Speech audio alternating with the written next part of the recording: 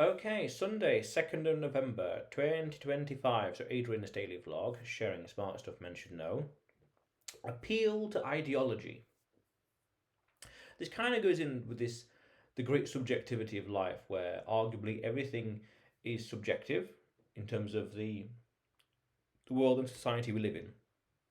Not the sciences and physics and all the rest, and biology and chemistry, but society and philosophy and the world we live in, the world we create around us. So, two different people. Okay, over history, I noticed that people would have been fighting for freedom. This country or that country, 500,000, 1,500 years ago, 2,000 years ago, whatever.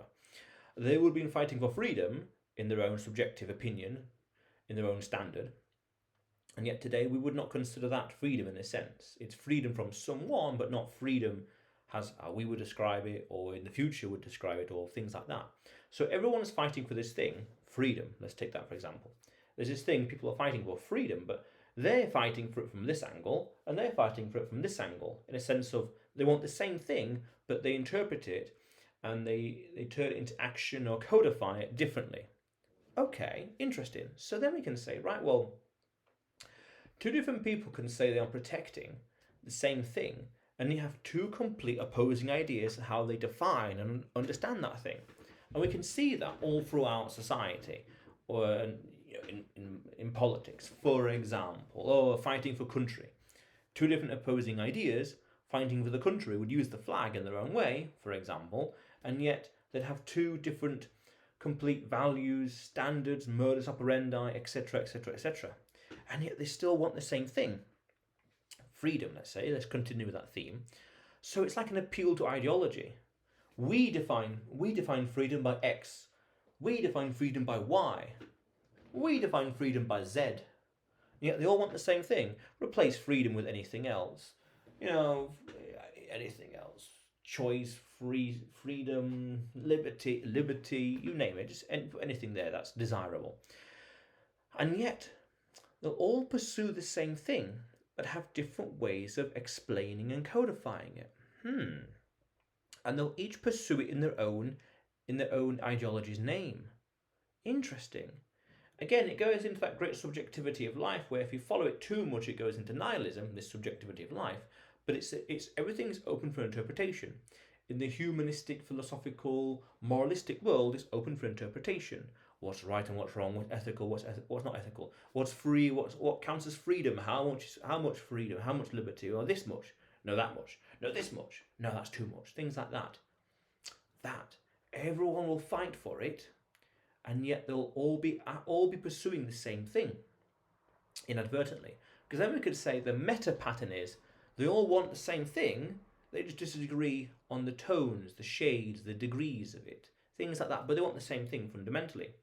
Therefore, we could say it's that ideology that divides people. Yeah, interesting. Interesting, it's quite possible. Because then it's an appeal, the same thing, but they're just appealing for different shades of it. This ideology, that ideology, that ideology, that ideology, that ideology, you name it.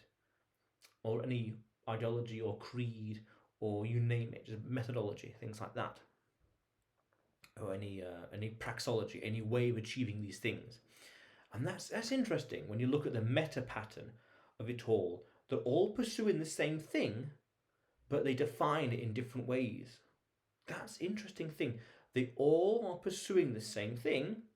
Again, take freedom as an example, but they define it in different ways. Wow, that kind of goes into relative, and what was the other one now? Absolute morality, relative, and it's natural law basically. What is it? What is ethical that we can all agree on? And it'd be things that are absolutely primal to life, like breathing and blinking and eating. No one's going to say it's unmoral. Relative morality, I forgot the phrases now. No one's going to say that. But then as you go up the value chain, it's like the Maslow's hierarchy of needs. No one's going to say, oh, I need the right to breathe. No one's going to say, oh, I need the right to eat. I need the right to blink. No one's going to say that because it's so inert, it's so ingrained, everyone agrees. No one's questioning it. But as you go up the value chain to the more nitty-gritty details of life, that is where the disagreement emerges. So that kind of says, well, if everyone was in unison, in their own way, there'd be fewer disagreements. No one's going to say, I need clothes to wear to keep me warm in the winter. Things like that. No one's going to say, no, you should not be drinking water because you're thirsty. Oh, how dare you. Things like that. It's the nitty-gritty details of life that, through different ideological lens, risks dividing people. Interesting little thing about society and culture and people and places to understand. And anthropology, you could argue in a way, but that's interesting. An appeal to ideology. Oh, I'm doing this in the name of that ideology. I'm doing this in the name of that ideology. Wow, very interesting. Very interesting. Very interesting. It's an interesting little tidbit worth understanding about how society and people and places function. Interesting. But otherwise, Adrian's daily vlog, sharing smart stuff men should know. Subscribe for more, and you will see me tomorrow.